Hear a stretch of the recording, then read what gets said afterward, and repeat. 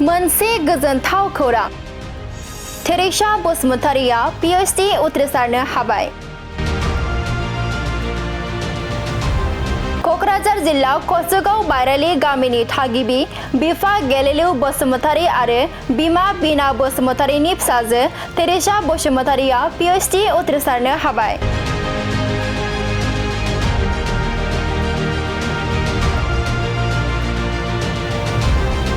बिथां तेरिशा बसुमतारीया Ph.D उथ्रिसारनो हानानै बिटिआर हालामनि थाखाय गोजोनथाव आरो गोग्गाथाव खौरां लाबोनानै होफैनो हादों। थारैनो जों बुंनांगोन दि आथिखालाव बर' हारिया सोलोंथाइ बिथिंजों लोगोसे गुबुन गुबुन बिथिङावबो गोबां जौगालांगासिनो दं। आथिखालाव गोबां बर'नि फिसाफोरा गोजौ सोलोंथाइ लाना Ph.D, MBBS उथ्रिसारनो हानानै बिटिआर हालामनि थाखाय गोग्गानाय लाबोनो हागासिनो दं। मख'नो गोनांदि बिथां तेरिशा बसुमतारीया बड'लेण्ड इउनिभारसिटिनिफ्राय study on coinage word in Bodo' language आयदानि सायाव बिजिरसंनानै Ph.D उथ्रिसारनो हाबाय आरो लोगोसे बिथाङा देबोरगाव HS फरायसालियाव लोगो फोरोंगिरि महरैबो हाबा मावो।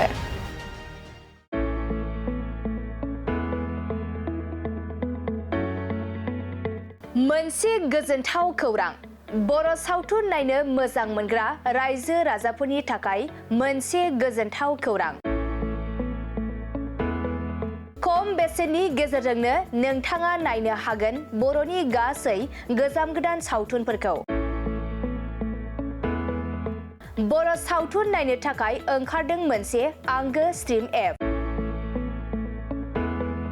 बे आंगो स्ट्रिम एपखौ नोंथाङा नोंथांनि मबाइलाव डाउनल'ड खालामनानै खम बेसेनावनो बर'नि गोजाम गोदान गासै सावथुनफोरखौनो नायनो हागोन। लोगोसे फैबाय थानाय समावबो बड' वेब सिरिज, डकुमेन्ट्रिज बायदिफोरखौबो नोंथाङा बे आंगो स्ट्रिम एपनि गेजेरजोंनो नुनो मोनगोन। बेनि अनगायैबो बर' सावथुननि दिहुनगिरिफोराबो बे आंगो स्ट्रिम एपआव गाव गावनि सावथुनखौ आपल'ड होनो थाखाय खौरां लाहरनो हागोन।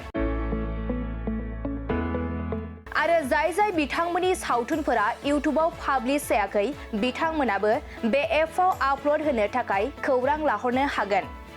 बेनिखायनो बर' सावथुननि दिहुनगिरि बिथांमोनहा गाव गावनि सावथुनखौ बे आंगो स्ट्रिम एपआव आपल'ड होनो गोसो दंब्ला नैबे 7086320938 जानबुं नम्बराव खौरां लाहरनो हागोन।